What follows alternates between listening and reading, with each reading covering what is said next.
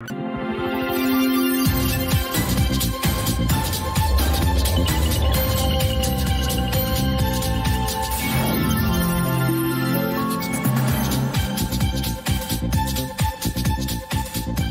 est tout juste 18h30 sur Aloula et c'est le journal. À la une de l'actualité ce soir. Aide directe au logement, un programme national pour l'amélioration des conditions de vie et d'habitat de la classe sociale à faible revenu. Ce grand chantier initié sur haute instruction royale est entré en vigueur il y a une semaine. Il promet une redynamisation de plusieurs secteurs clés. Nous ferons le point en début de cette édition. Rabat Saleh Knetra, la région lance un appel aux dons de sang, un geste simple qui peut sauver des vies. Au centre de transfusion sanguine, la situation est critique. Les stocks de sang et de ses dérivés sont au plus bas. Les spécialistes en appellent à la générosité de tous.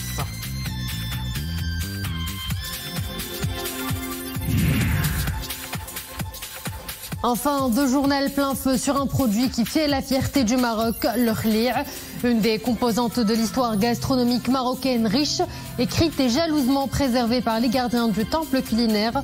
Aujourd'hui, ce plat traditionnel est remis au goût du jour pour une meilleure valorisation. Bonsoir à tous. Le nouveau programme d'aide directe au logement est entré en vigueur il y a tout juste une semaine. Lancé conformément aux hautes instructions royales le 17 octobre dernier, ce programme viendra améliorer les conditions de vie et d'habitat de la classe sociale à faible revenu et de la classe moyenne. Avec la mise sur les rails de ce grand chantier, de nombreux secteurs connaîtront une forte dynamique comme l'immobilier, le BTP et les matériaux de construction. Voyez ce reportage signé Amin Sharqawi, Samira Asban avec Zakaria Mouqin-Billah. Ces bâtiments flambant neufs poussent un peu partout dans le royaume. Mais cette offre immobilière variée peine à trouver suffisamment d'acquéreurs. Une situation persistante ces dernières années qui pourra changer complètement avec le lancement de l'aide directe au logement. Ce projet ambitieux aura pour effet de dynamiser l'investissement dans le BTP et de créer des opportunités d'emploi, surtout dans le segment du foncier pour l'habitat. Ce programme tombe à point nommé. Le secteur de l'immobilier connaît une certaine stagnation ces derniers temps. La plupart des indicateurs sont négatifs. Le lancement de la plateforme Da'am Sakan depuis le 1er janvier est le signe de la volonté d'encourager l'acquisition d'appartements, surtout ceux dont le prix ne dépasse pas 300 000 dirhams. La demande sur ce type d'habitat existe bel et bien.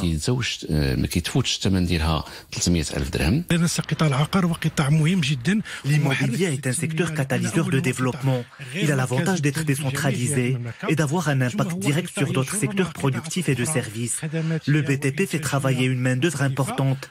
Le fait de consacrer 10 milliards de dirhams à ces aides sociales aura sans doute des retombées économiques et sociales.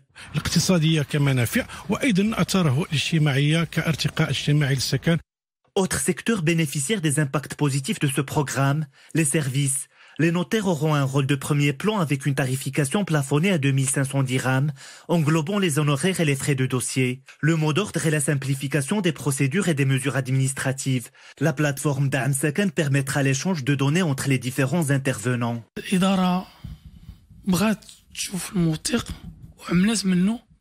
Le notaire sera un trait d'union entre l'administration pourvoyeuse de l'aide sociale et le citoyen bénéficiaire.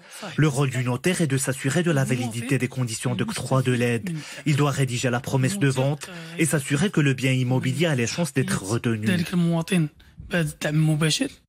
Près d'une semaine après le lancement de la plateforme Da'am Sakan, plus de 8000 demandes ont été enregistrées. Un programme aux multiples dimensions socio-économiques qui permettra d'améliorer les conditions de vie des citoyens tout en boostant la demande interne de plusieurs secteurs économiques.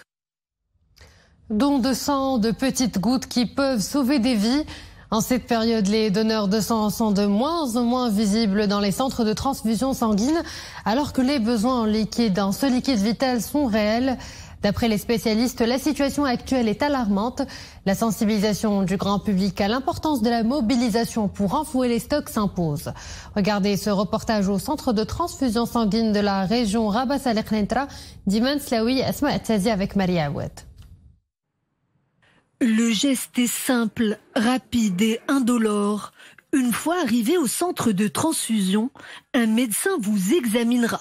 puis désinfectera soigneusement la zone où le sang sera prélevé. En 10 minutes seulement, entre 420 et 400 millilitres seront retirés. Un acte citoyen et salvateur qui aide non seulement à lutter contre les anémies, l'hémophilie, mais qui sauve également la vie des accidentés de la route. Autant dire que l'urgence est là. Qui plus est en ce début d'année où les stocks diminuent considérablement.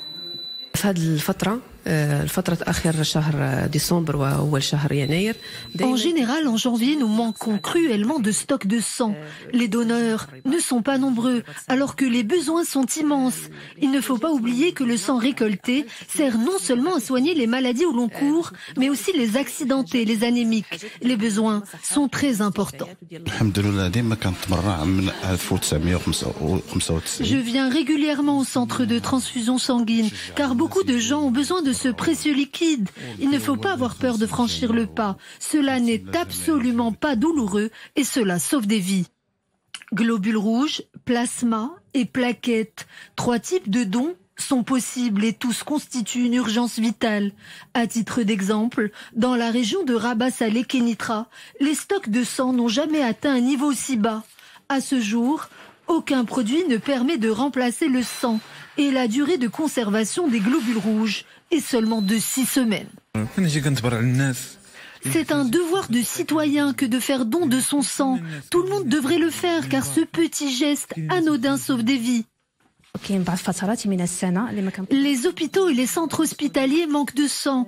L'urgence se fait sentir. Nous avons besoin de plus de 1000 poches de sang et de plasma au niveau national pour répondre à la demande conséquente. Sans les dons de sang, la vie de certains malades serait menacée. Plus qu'un geste altruiste, donner son sang, c'est donner une part de soi à l'autre, au nom de la science et de l'humanité tout entière. Chaque année au Maroc, plus de 800 000 personnes sont sauvées grâce à ce geste citoyen. L'actualité internationale dominée par les bombardements qui se poursuivent dans la bande de Gaza. L'armée israélienne a annoncé avoir tué 40 Palestiniens au cours des dernières 24 heures dans le cadre d'opérations terrestres élargies comprenant des frappes aériennes à Khan Younes. Pendant ce temps, le chef de la diplomatie américaine, Anthony Blinken, effectuant une visite en Israël. Blinken n'a pas manqué d'insister auprès du Premier ministre israélien Benjamin Netanyahou sur l'importance d'épargner les civils palestiniens dans les différentes opérations qu'Israël mène dans la bande de Gaza. C'est ce qu'indique le département d'État américain. Également à la une de l'actualité internationale, ce remaniement gouvernemental en France. Matignon a désormais un nouveau locataire, Gabriel Attal, le ministre nommé l'été dernier au ministère de l'Éducation nationale. L'homme a été nommé au poste de Premier ministre par le président français Emmanuel Macron. Il remplace ainsi Elisabeth Borne qui a présenté à la veille la démission de son gouvernement. À 34 ans, Gabriel Attal devient le plus jeune Premier ministre de l'histoire de la Ve République. L'hiver s'annonce rude, les températures chutent dans plusieurs coins du monde. C'est le cas aux États-Unis. Une grande partie du pays est touchée par une tempête de neige majeure. Dans une large zone de l'État de l'Ohio, les rues se sont recouvertes d'un manteau blanc, jusqu'à 30 cm de flocons de neige, ce qui a rendu le déplacement très difficile pour les habitants de cet État américain. Quittons le froid glacial pour des températures plus clémentes chez nous, particulièrement dans la capitale du Souss. Avec ses innombrables potentialités touristiques, Agadir attire les visiteurs marocains, mais également les étrangers, et cela tout au long de l'année. Si le passage par le chef-lieu de la région est un incontournable pour les visiteurs, les escapades hors des sentiers battus dans l'arrière-pays sont tout aussi prisées. Reportage de Hijb Tsamek à Blernet Tarawi avec Zakaria Moukanbillah. Il faut parcourir 40 km de routes et de sentiers sinueux avant d'atteindre la localité d'Aksri, dans les environs d'Agadir. Arrivé à destination, le visiteur en oublierait presque la fatigue du voyage, avec des paysages naturels à couper le souffle. Nichés sur des hauteurs montagneuses, des unités d'hébergement offrent un écrin de quiétude et de sérénité, doublé par l'accueil chaleureux de la population locale. Nous avons opté pour Aksré en raison du calme des lieux. La localité est située non loin de la vallée du paradis. Il fait beau, le temps se prête à la déambulation. Cette région est apaisante. Il y a de beaux paysages, la nature, la montagne. L'air frais nous permet de nous ressourcer. Sur place, les offres d'activités semblent satisfaire les clients. Alors que nous sommes en plein hiver, certains téméraires n'hésitent pas à faire un plongeon dans la piscine. Pour d'autres, rien ne vaut le plaisir de se mettre à l'ombre et de contempler les paysages, sans manquer de goûter à l'incontournable cuisine locale. Nous accueillons des touristes pour la plupart de passage à Agadir, qui souhaitent un vrai dépaysement aux environs de la ville, par exemple à Paradise Valley ou à la vallée de Tiski.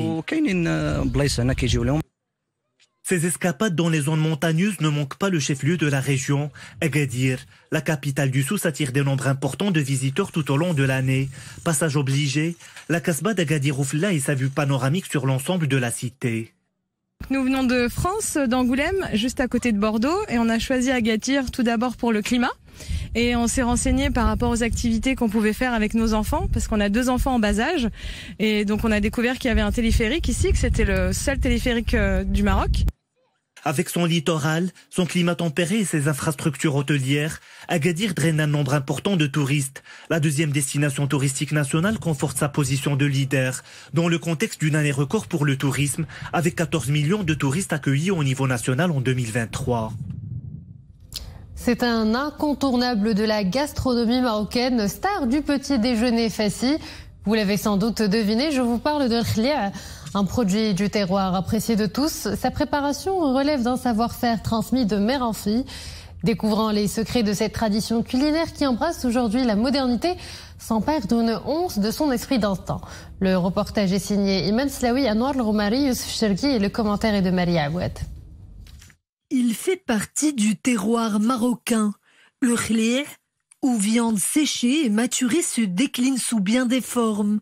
Baigné dans son jus d'huile d'olive ou d'argan, avec ou sans graisse, le khlia trône sur toutes les tables marocaines, en tagine, avec des œufs ou dans des mignardises. La viande confite marocaine fait la fierté de la ville de Fès et de ses habitants. Le khlia est un petit plaisir gustatif dont les Marocains raffolent. On peut le déguster à tout moment de la journée. Certes, il est un peu gras, mais plusieurs variétés existent pour satisfaire tous les goûts. Nos clients raffolent du khlia de Fès, car il obéit à une cuisson traditionnelle d'antan. Oui, faire du khlia n'est pas à la portée de tous. Une fois la viande récupérée par le boucher, alchimiste de la matière, la voilà imprégnée d'épices et découpée en fines lamelles. Une fois le processus terminé, elle est séchée au soleil durant quelques semaines, puis mise sous boîte pour conserver toute sa saveur.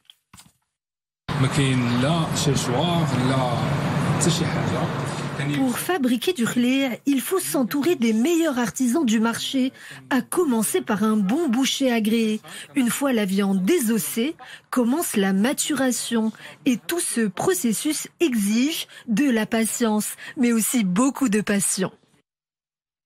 D'agneau, de veau ou de chameau, le khlia et sa fabrication bien gardée fait partie de l'identité marocaine et accompagne tous les meilleurs souvenirs d'une vie bien gourmande. Un mot de sport. Plus que quelques jours nous séparent de la date de la Coupe d'Afrique des Nations. En Côte d'Ivoire, pays hôte, les Lions de l'Atlas ont déjà entamé leur première séance d'entraînement. Les hommes de Walid Regragui, auteur d'une Coupe du Monde mémorable au Qatar en 2022, disputeront le tournoi avec un moral au beau fixe. Les Lions de l'Atlas sont parmi les grands favoris de la CAN 2023.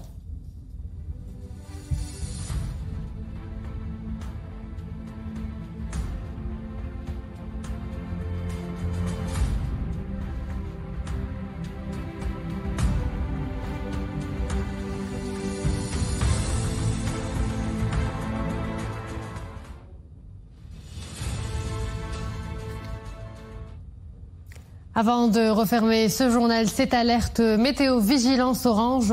De fortes averses orageuses avec grêle locale sont attendues à Tétouan Mdiq, Fahsanjra et Tanger à Sela. Et voilà, nous arrivons à la fin de cette édition. Merci à vous de l'avoir suivi. Excellente suite des programmes sur Al-Oula.